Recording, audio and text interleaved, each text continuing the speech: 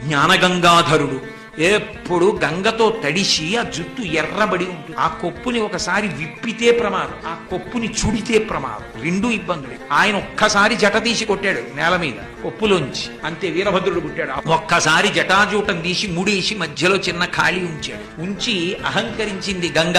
ఆ పడుతున్న గంగని గమనించాడు. అహంకారంతో వస్తోంది, పడు నీ సంగతి చూస్తానన్నాడు. సంవత్సరముల పాటు పడుతూనే చుక్క నీరు కింద పడ కట్టేశాడు జటాజూటం. అలా కట్టేస్తే రావణాసురుడు దాన్ని దర్శనం చేశాడు. జటాటవీగలజ్జల ప్రవాహ పావిత స్థలే గళేవలం జలంబితం భుజంగతుంగమాలికం ఢమఢమఢమఢమన్ నినాదమడ్డవర్వయం చకార చండ తండవం తనోతున శివ శివం జటాకటాహ సంభ్రమ భ్రమన్నిలింప నిర్ఝరీ విలోల వీచి వల్లరి విరాజమానముద్ధని అని ఆయన తాండవం చేస్తున్నప్పుడు బిందె పెట్టుకుని తిరిగితే నీళ్లు ఎలా తిరుగుతాయో జటాజూటంలో నీళ్లు అలా తిరుగుతూ ఉంటాయి.